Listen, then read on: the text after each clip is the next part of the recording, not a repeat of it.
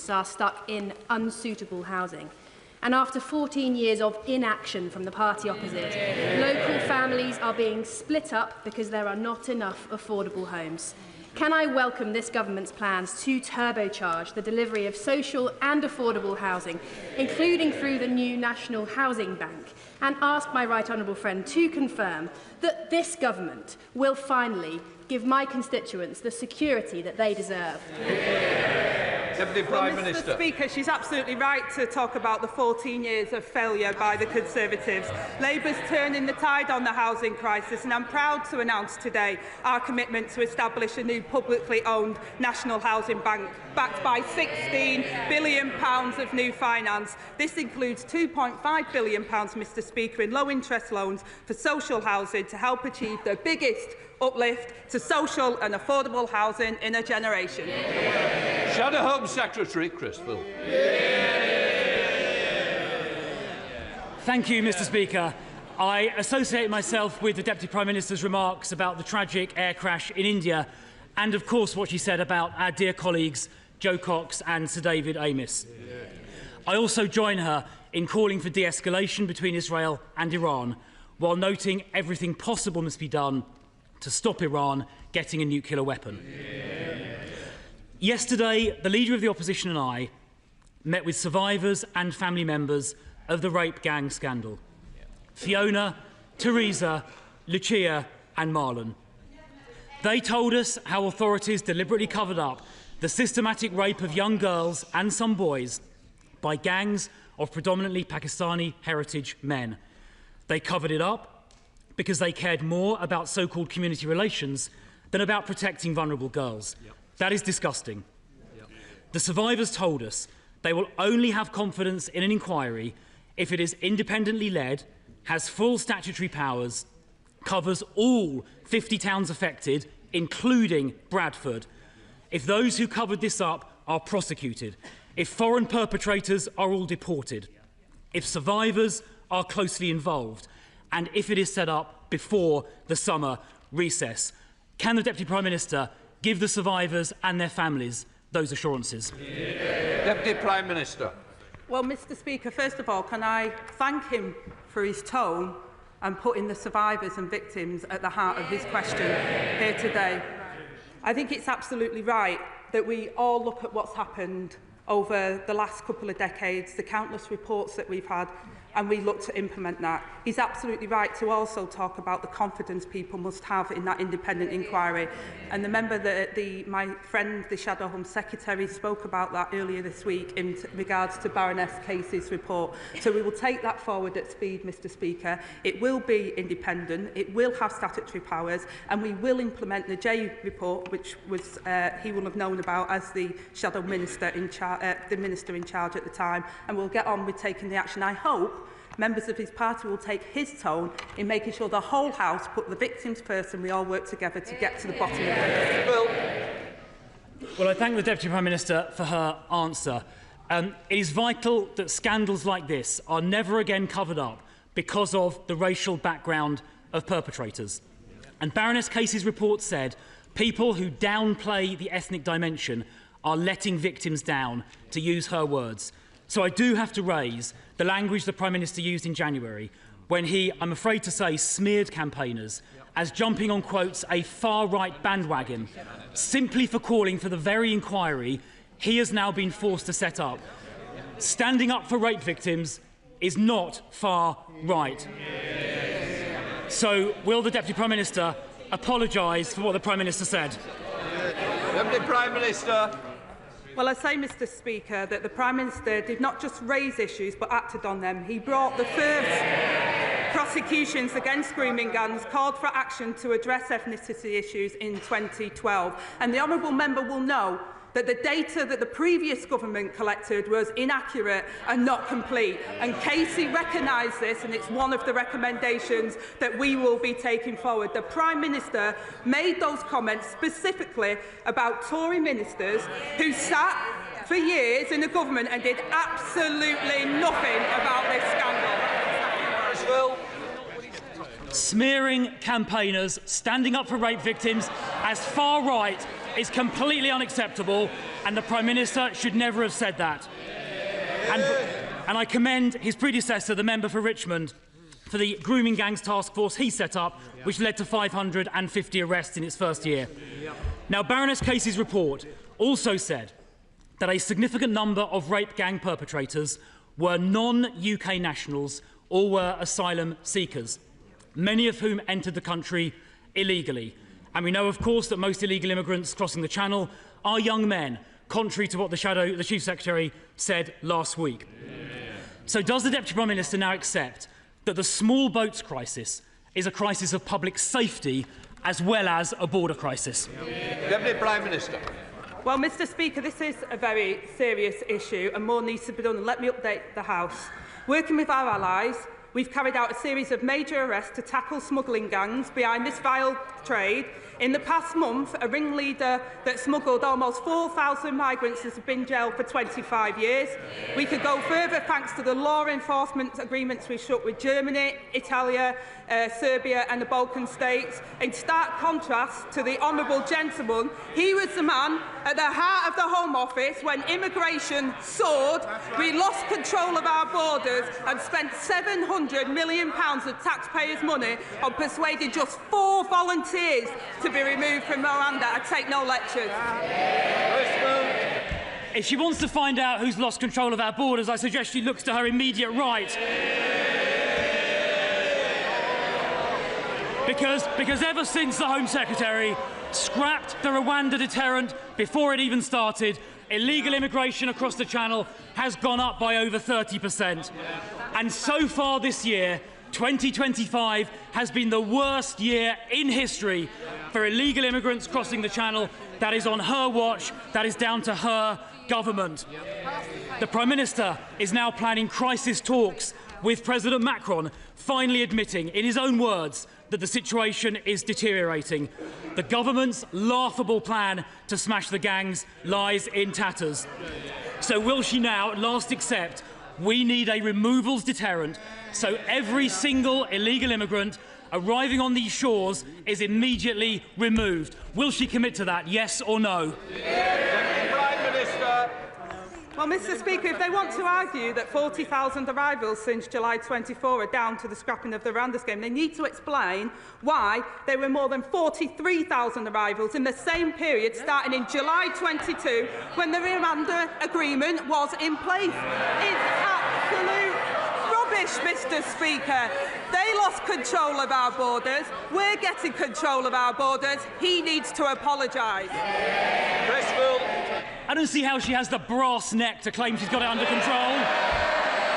When the numbers crossing the Channel this year are the highest in history. She asked about the Rwanda deterrent.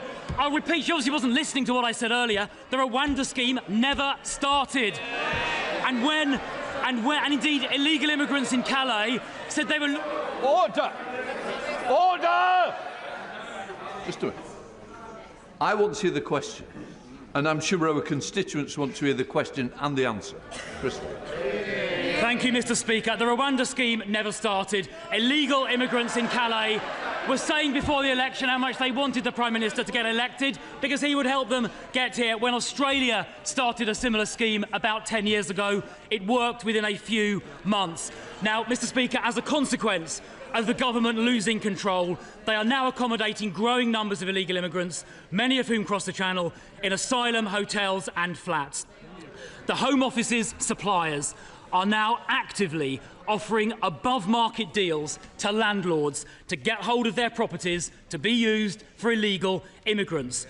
In the meantime, hard-pressed young people here are unable to rent or buy. So why is this government prioritising housing for illegal immigrants above housing for our young people? So again, Mr Speaker, I gently say to the right honourable member opposite that under their watch, immigration increased fourfold until it reached almost 1 million in a single year. They also also created the backlog, 400 hotels, which we've reduced to just over 200 hotels in the first 12 months of us being in government, Mr Speaker. £1 million a day spiffed up the wall because they were so incompetent. We're building the homes that they failed to deliver over 14 years of consecutive failure by their government. They should apologise while we get on with the job of rebuilding Britain. Goodness me, she's got a cheek. Housing starts in Q4 last year went down. Her mission to rebuild Britain is not going very well. She talks about asylum hotels. She obviously hasn't looked at the most recent numbers. The number of people in asylum hotels was higher in March this year than it was at the time of the last election. And she gave no answer about the priority being given to illegal immigrants over people living here already. Now, Mr Speaker, a Zimbabwean paedophile due for deportation was recently allowed to stay in the UK because a court found he might face, quote, some hostility back in Zimbabwe, apparently breaching his Article 3 rights. What about the rights of children here to be protected from this dangerous paedophile? Who's looking out for their rights? Not the government. There are thousands of cases like this involving foreign criminals. So there is a solution. We need to scrap the Human Rights Act for immigration matters so this sovereign parliament decides on the law our courts apply. But her party voted against that. So I have a simple question. Why did the government side with foreign criminals and not the British public? Deputy Prime Minister. Well, again, Mr Speaker, they had 14 years of failure on these issues. We've also included 4,500 foreign national offenders that have been deported since we came into office, Mr Speaker, more than they did in the same period. I take no lectures from the Johnny-come-lately who couldn't do anything when he was in office. And Elise Midgley. Mr Speaker, last Saturday marked 8 years since Grenfell. 8 years fighting for justice. The Hillsborough families, including Margaret Aspinall from Huyton, have campaigned for 36 years for the Hillsborough law. Decades. So can the Deputy Prime Minister tell me today, will this Labour government bring forward the Hillsborough law without delay? Will it honour the promises made to victims of state cover-ups? And will it finally deliver justice for the 97? Deputy Prime Minister. Thank you, Mr Speaker, and I thank my honourable friend for her question and for the work with campaigners like Margaret in their fight for justice and for mentioning Grenfell, which of course the 8th anniversary was not so long ago. We remain fully committed to bringing in a Hillsborough law. The state has failed victims and their families too many times in the past, and that is precisely why our focus is now on getting the legislation right. I can assure her that measures will be brought forward as soon as we're confident that they will deliver, Mr Speaker, the justice victims deserve, and we want to do this at pace. Daisy Cooper, Deputy Leader of the Liberal Democrats. Thank you, Mr Speaker. On behalf of my party, may I associate myself with the Deputy Prime Minister's remarks about the Air India crash.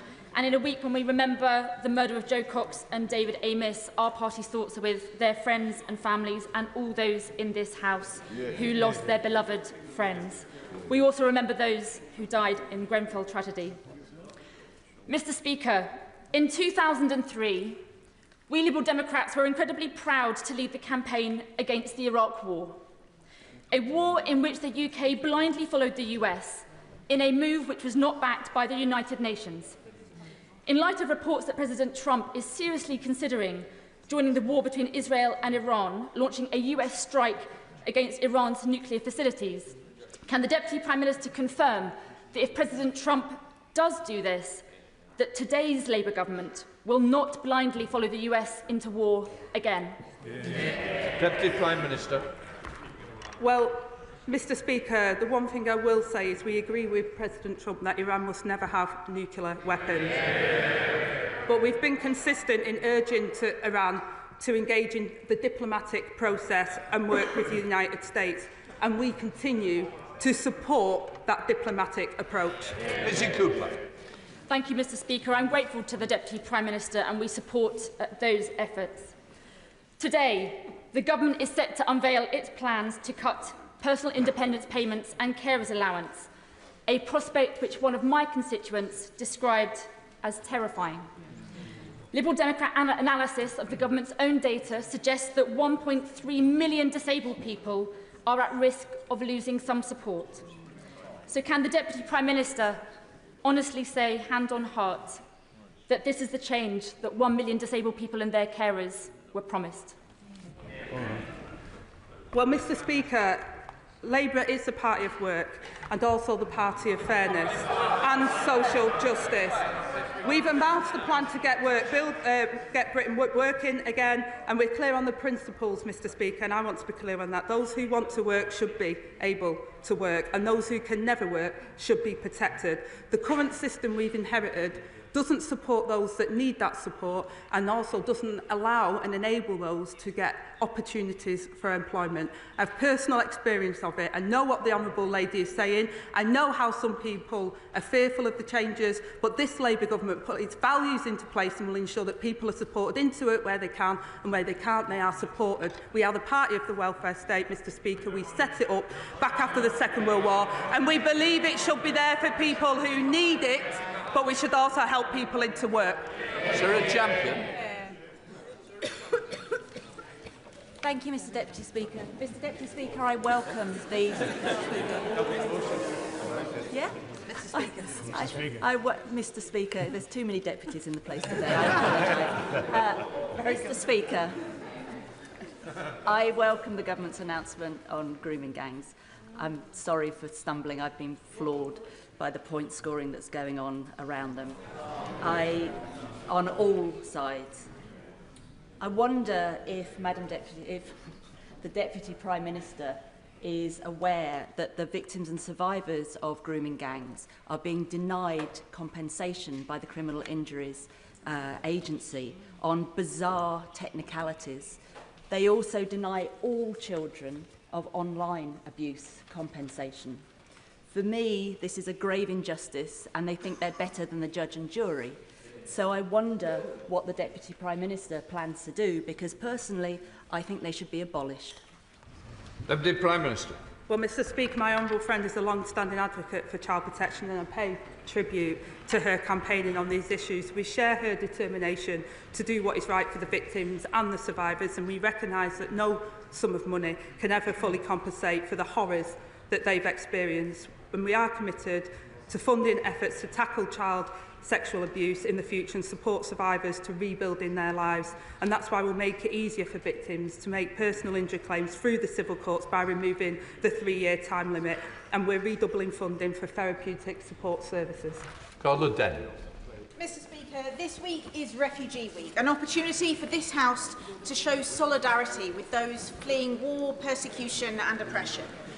Compassion and welcome are core British values, but for decades the Home Office has been undermining those values, as my new report, No Way Home, shows, by treating migration as a crime rather than making it work for our communities and for newcomers. So will the Deputy Prime Minister read the report and consider its recommendation to remove migration from the responsibilities of the failing Home Office? Deputy Prime Minister. Well, Mr Speaker, I'll commit to reading the Honourable Lady's report, because I think it's important we take all information on these issues. We inherited an asylum system under exceptional strain, which costs up to £9 million per day, and will end the use of hotels through suitable self-sufficient accommodation for asylum seekers, minimising the impact on local communities, and will protect and support asylum seekers when demonstrating value for the taxpayers. Jodie Gosley. Thank you, Mr Speaker. On the 1st of July, Warwickshire County Council will permanently remove one of Nuneaton's 2 fire engines. Their decision is based on dubious data that does not accurately represent the current risk to residents, without accounting for local factors such as high deprivation.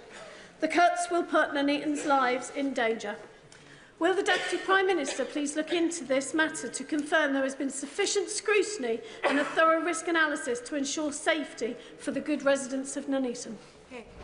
Deputy Prime Minister. Well, I thank my honourable friend for raising this important issue. I know that the Fire Minister would be happy to discuss this further, and I'm committed to ensuring fire and rescue services across the country have the resources that they need to keep communities safe. The deployment of fire engines, though, is decided locally. So this really is a question for Warwickshire County Council, now led by Reform. So the member for Clacton should have a word with his county councillors in Nuneaton and get them to explain why Reform are cutting fire services. People short. Mr Speaker, I remember when the Deputy Prime Minister was a fierce critic of austerity and a proud champion for the disabled.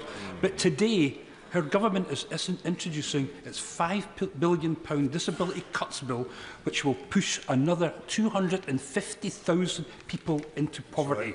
Does she agree that everyone has the right to oppose such devastating cuts? So is it the Prime Minister's intention to remove the whip from any Labour MP who does the right thing and votes against these disability cuts? Yeah.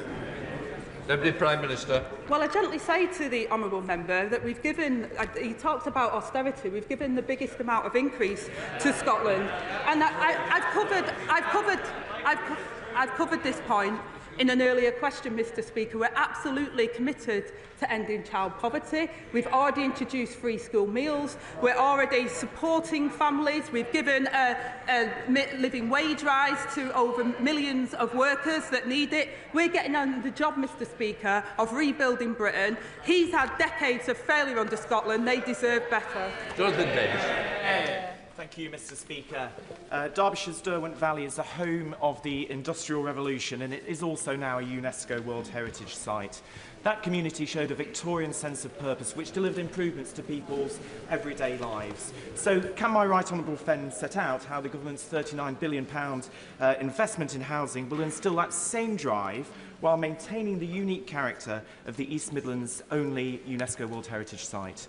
Deputy Prime Minister. Well, I thank my honourable friend for his question. I know he's a champion for regeneration across his constituency, and he's working hard to get homes built in his patch for his constituents. Our plan for change will deliver the biggest boost in investment in social and affordable housing in a generation. And for the first time in recent memory, Mr Speaker, we will give providers in his constituency a decade of certainty over the capital funding to build ambitious housing projects that honour Derbyshire's history. King Timothy. Thank you, Mr Speaker. The Home Secretary says we should judge her success in smashing the gangs by whether the number of channel crossings falls.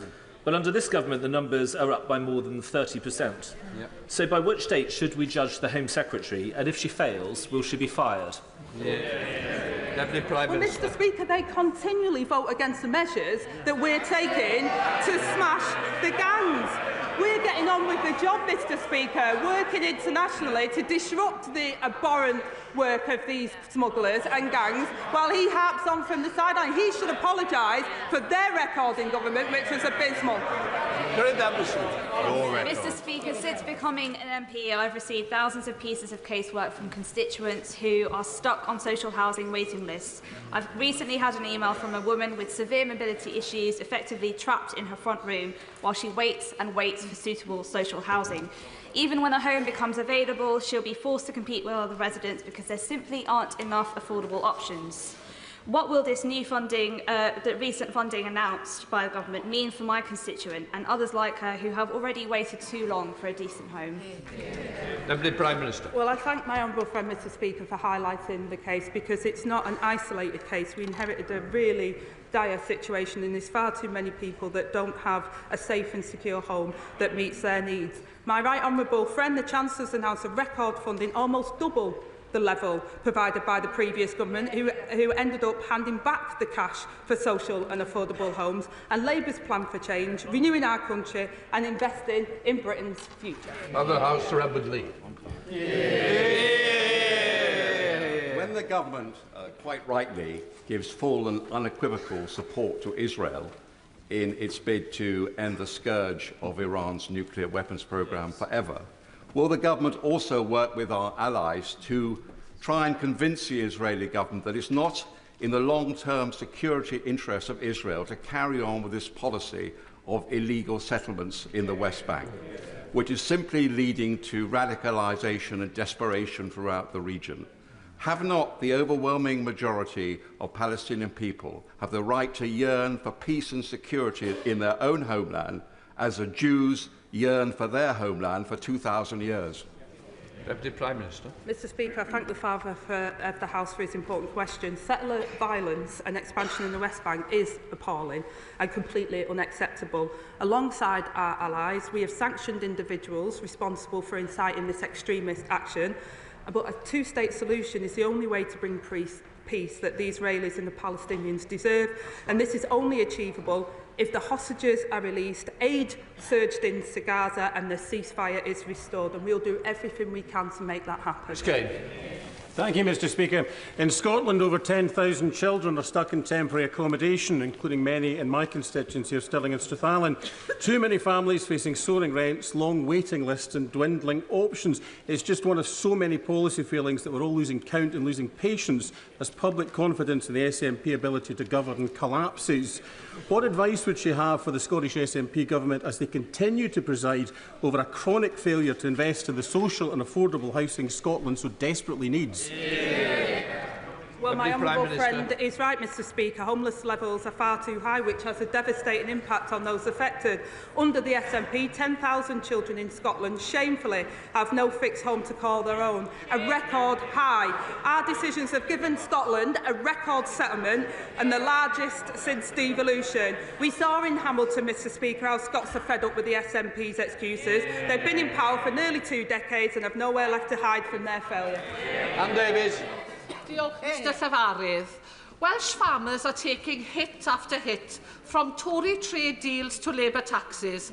And now on top of that, blue tongue restrictions affecting Wales and England will hamper cross-border trade. Over 550 farms on the border and key livestock markets rely on summer trading. Once in a year, opportunities like the Royal Welsh Show are crucial, and the disruption will be devastating. So will the Deputy Prime Minister commit to working with Welsh Government on a scheme to compensate for the losses? Deputy Prime Minister. Well, I gently say to the honourable member, you don't deliver for Wales by voting against an extra £1.6 billion for public services like I did at the Senate. We will be making sure that we support Wales and support Welsh farmers, and we'll continue to do that as a UK government. Andrew Bates. Thank you, Mr Speaker. In the spending review last week, the government backed Peterborough with support for our new pool and sports quarter in the city. This commitment has the power to turn years of campaigning into a reality. But that's not all. The government has also recently approved the business case for our new station and given us new police. So can I ask the Deputy Prime Minister, does she agree that this is just the start and that places like Peterborough that were forgotten for too long by the party opposite are now top of this Labour government's agenda? Well, I thank my honourable friend for his comments and flagged by the two ladies that have made sure that those things happen. The Chancellor's guaranteed funding to accelerate projects like Peterborough's new sports quarter, including, Mr Speaker, a new Olympic-sized swimming pool. And I can also confirm today that, subject to the business case approval, we will provide nearly £48 million of funding for a new city centre quarter and a refurbished Eastern Station building. Paul Holmes. Recently, a small family business in my constituency was burgled by a prolific offender who was serving an 8-month suspended sentence. The man was caught, arrested, charged and appeared at court, where he was given another 8-month suspended sentence and released. The business was offered £200 in compensation. Does the Deputy Prime Minister think that's justice served, or is this government now soft on crime and soft on the causes of crime? Well, first of all, Mr Speaker, I'm really sorry to hear about that. Hard-working business people that spend a lot of their time building up a business should expect the full force of the law to protect their property and protect their interests. And can I also, while I've got the opportunity, congratulate the honourable member for running Hamble Valley's very first pub competition this year. I hope I'm going to get an invite. But he's absolutely right, Mr Speaker, to say that we've got to have increased police numbers and making sure they're responsive to people's concerns. We're doing that. His government let them down. Joe Powell. Mr Speaker, Saturday marked 8 years since 72 people lost their lives in the Grenfell Tower fire. 8 years without justice, but finally the prospect of some systemic change following the public inquiry. So I welcome the government's commitment to barring all the cited companies from accessing public contracts and its full support to the police investigation to deliver real accountability. Can the Deputy Prime Minister also reassure our community that alongside the Hillsborough law, the government will consider some independent oversight so that victims from the Post Office to Hillsborough to Grenfell know inquiry recommendations will actually lead to real change? Deputy Prime Minister. I thank my honourable friend. The Grenfell fire was a national tragedy, and we must never forget the 72 lives that were lost, and it was an honour to pay my respects at the 8th anniversary at the weekend. We do remain fully committed to introducing the Hillsborough law, including a legal duty of candour for public services and criminal sanctions for those who refuse to comply. I know my honourable friend speaks with passion and authority on this. As I speak to the Grenfell community, I know this is something that they really want to see happen as quickly as possible, and we're exploring reforms to inquiries to get to the truth more quickly and deliver the meaningful change that these victims deserve. Peter Fortune. Thank you. Bishop Challoner School has been helping to educate Bromley pupils for nearly 75 years. But it will close its doors in July due to Labour's decision to impose VAT on independent schools. Given the Deputy Prime Minister's well-publicised views on independent schools, does she welcome this closure, or would she like to apologise to the parents, pupils and staff? Deputy Prime Minister. Well, Mr Speaker, I've said for a long time that the taxpayers of this country shouldn't be subsidising tax breaks for private schools. I welcome all schools that give children a great education, but I'm also determined to ensure we've got qualified teachers in every classroom for every child, something their government failed to do. Alan Johnson. Thank you, Mr Speaker. As a trained physics teacher and a former engineering lecturer, can I ask the Deputy Prime Minister what this government is doing to help people improve their maths skills after they have left school? I came across an awful case the other day. A 61-year-old man who believed he'd counted up $7 billion of government spending when there was really only $27 million. What can we do for people like the leader of Reform UK, who evidently can't add up? Deputy Prime Minister. Mr Speaker, my honourable friend highlights an important fact. Reform sums simply don't add up. He'll be pleased to know that we're investing £136 million for skills boot camps, and I will be sure to send the details to the honourable member for Clapton. That completes Deputy Prime Minister's questions. We'll let the front bench change over.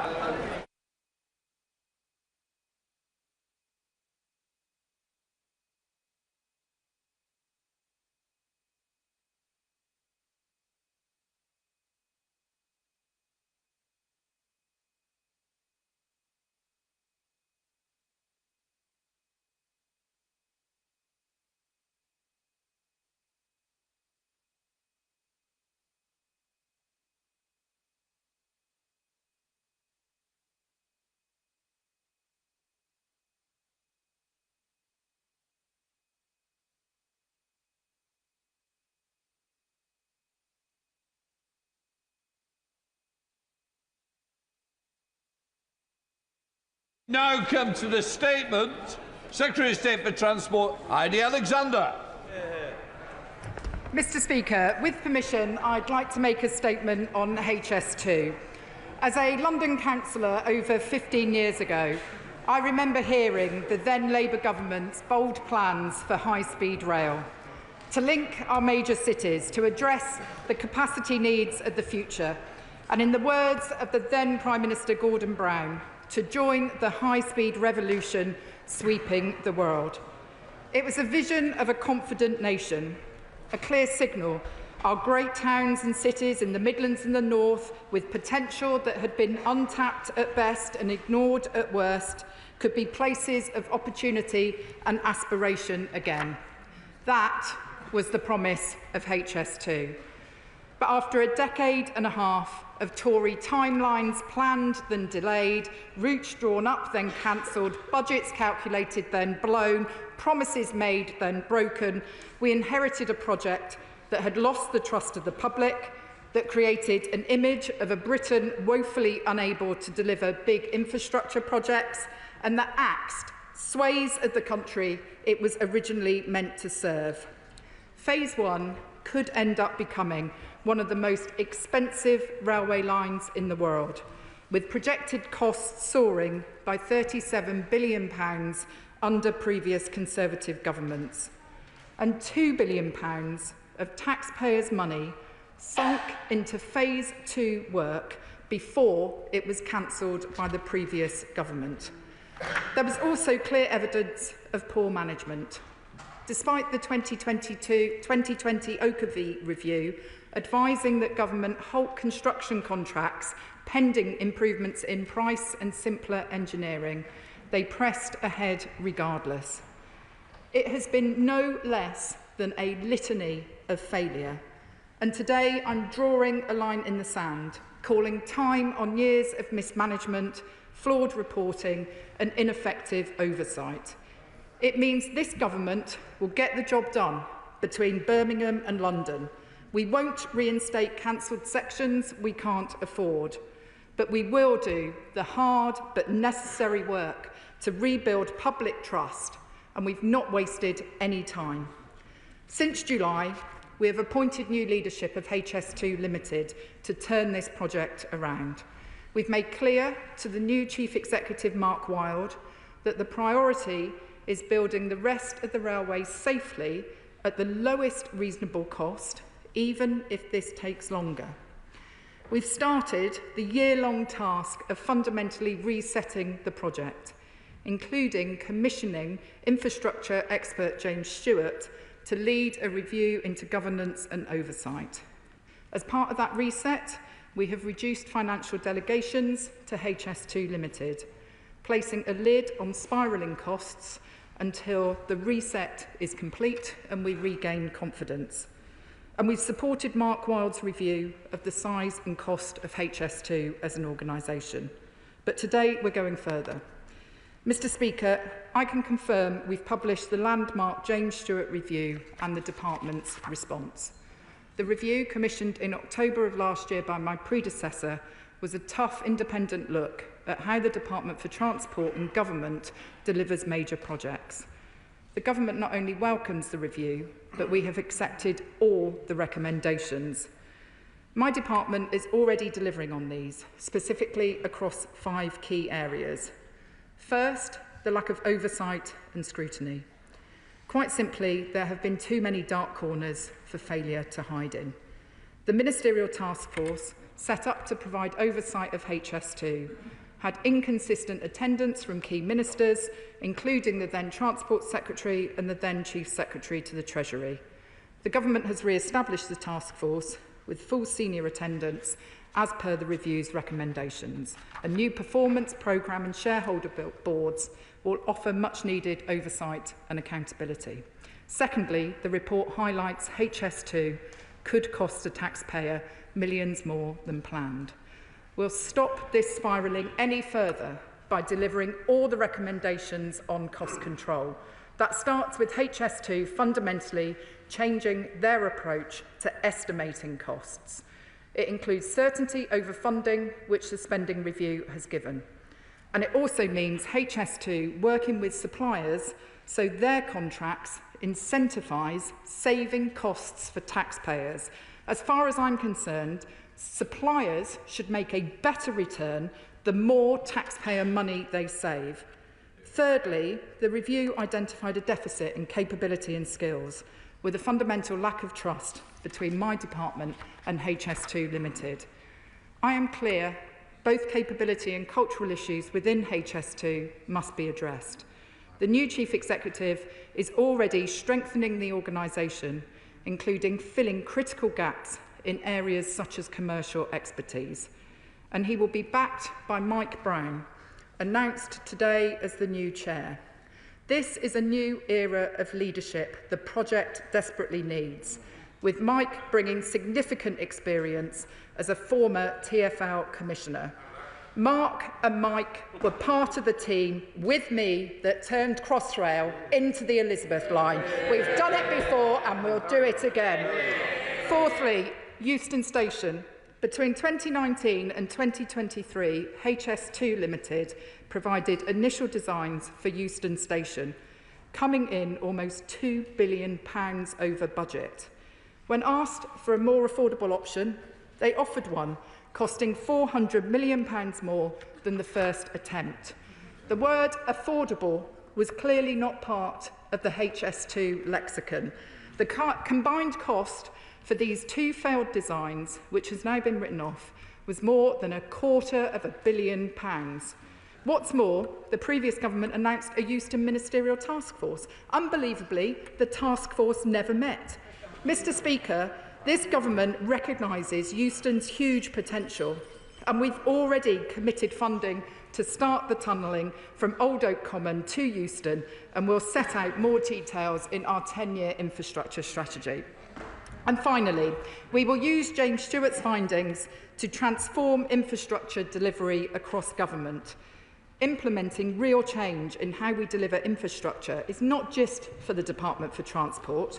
This government is committed to implementing these recommendations and adopting a new approach to delivering infrastructure, as will be set out in our upcoming 10-year infrastructure strategy.